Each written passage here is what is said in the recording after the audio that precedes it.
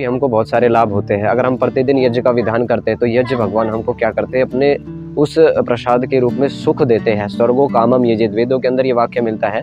अगर आपको सुख की जीवन के अंदर प्राप्ति करनी है तो यज्ञ का विधान वेदों के अंदर किया गया है, स्वर्गो कामम यजेत। अगर सुख चाहिए तो यज्ञ करें। अब यज्ञ का अभिप्राय क्या होता है, वेदों की भाषा में यज्ञ हवन को ही बोला जाता है, लेकिन हवन को अगर हम विधि विधान पूर्वक और ध्यान पूर्वक अच्छे से और भावना पूर्वक करेंगे तो वो हमारे जीवन के अंदर शांति लेकर के आता है। अगर हमारे घर परिवार में, समाज में, कहीं भी आप ऐसी जगह रहते हो जहाँ पर लड़ाई झगड़ा बहुत होता है और जहाँ पर मतलब कि आपको बिल्कुल भी रहने का एनवायरनमेंट नहीं है, क्रूरता बहुत ज़्यादा, हिंसात्मक प्रवृत्ति बहुत ज़्यादा, और ऐसे लोग रहते हैं जिनके बीच में आप बिल्कुल भी रहना पसंद नहीं करते, तो हफ्ताह में या फिर सप्ताह में, महीने में, 15-20 दिन में, जब भी आपका समय लगे, जिस दिन भी आपका समय लगे, तो अपने घरों के अंदर यज्ञ का विधान करवाया करो।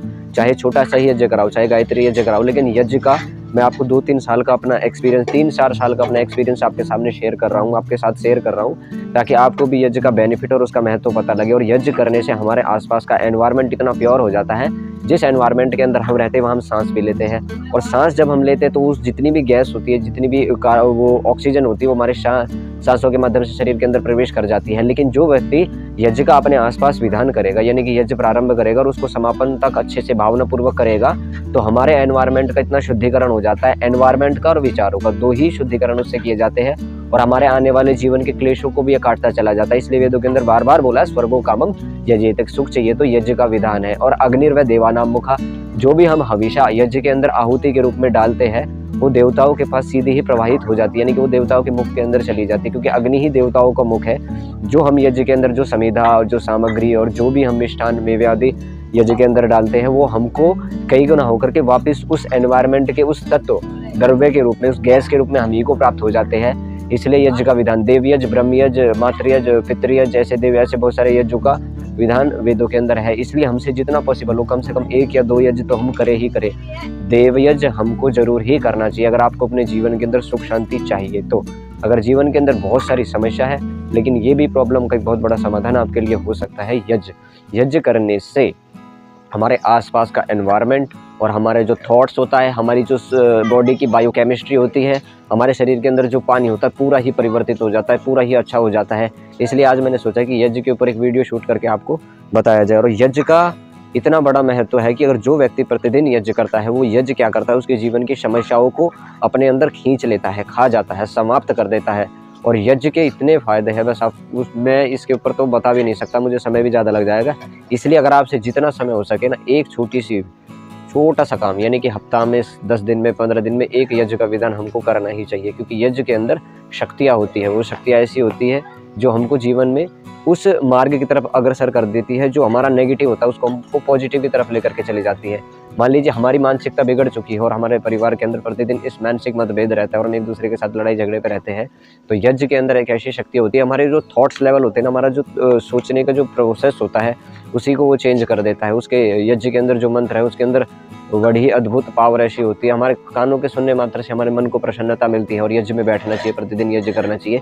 और मेरी बात अगर आपको थोड़ी सी भी समझ में आती है तो कोशिश एक बार करके देखो। दीपक को छोटा यज्ञ बोला जाता है जिसको घरों के अंदर किया जाता है, लेकिन ये जो यज्ञ है, यानी कि जो बड़ा यज्ञ है, इसको सप्ताह के अंदर जो भी एक बार, पहले हमारे महान ऋषि मुनि यज्ञ आदि किया करते थे, उनका विधान किया करते थे, लेकिन अब क्या है कि इसका प्रचलन कम हो चुका है।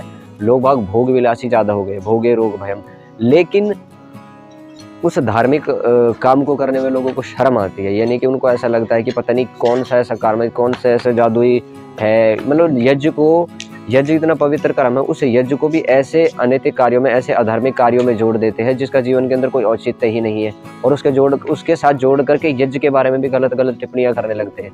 आपने कभी भी जीवन के अंदर ऐसा नहीं देखा होगा कि जहाँ यज्ञ हो रहा है कि वहाँ लड़ाई झगड़ा होता हो, या फिर यज्ञ के समय आपने कभी लड़ाई झगड़ा देखा हो। ऐसा कभी भी एक भी ऐसा कोई केस नहीं है। लेकिन एक हमने ऐसी घटना भी सुनी थी कि नेपाल के अंदर भूकंप आया था, लेकिन जहाँ प्रतिदिन यज्ञ होता था, हवन होता था, वहाँ उस जगह का वो भूकंप भी कुछ नहीं बिगाड़ सका।